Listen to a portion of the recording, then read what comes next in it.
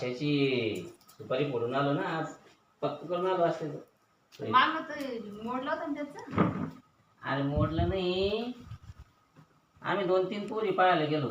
मुलीचे बाप शेती विचारायचे, शिक्षण विचारायचे, आणि ते एक नवीन विचारायचे फार्मर आय डी बनवलाय का. आम्ही नाही म्हणायचो. नंतर त्यांचा फोन यायचा का आम्हाला लग्नच नाही करायचं यांना.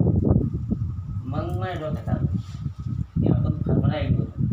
मग त्याला घेऊन गेलो, फार्मर आय डी बनवला, आणि आज एक मुलगी बघायला गेलो. मग आज पुन्हा त्या मुलीच्या वडिलांनी विचारलं शिक्षण, आम्ही सांगितलं शेती सांगितलं, मी 7.5 एकर शेती. त्यांनी प्रश्न केला फार्मर आय डी बनवला का, आम्ही हा म्हणलो. लगे आज सुपारीच फोडली. हे फार्मर आय डी म्हणजे काय? अरे फार्मर आय डी म्हणजे शेतकऱ्याचा 7/12 आधारला लिंक करायचा, त्याला फार्मर आय डी म्हणते. मग त्यानं काय होतं? शासनाचे जे बी लाभ शेतकऱ्याला भेटते, जसं पीक कर्ज असेल, किंवा मग काही नुकसान झालं, पाऊस जास्त पडला ते असेल, किंवा सरकारनं आता नवीन जी योजना चालू केली मागं केंद्र सरकारनं, PM किसान योजना, किंवा मग शेतकऱ्याला हमी भाव लागत असेल पुढे, हे सगळ्या गोष्टी त्या फार्मर आय डीच्या माध्यमातून चालणार आहे. म्हणून ते गरजेचं होतं. आणि हे सगळ्या मुलींच्या वडिलांना आता माहीत झालेलं आहे.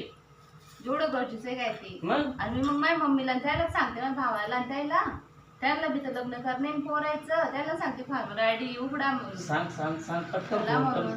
आम्ही जातीचं शेतकरी, खातो कष्टाची भाकरी. आम्ही जातीचं शेतकरी, खातो कष्टाची भाकरी.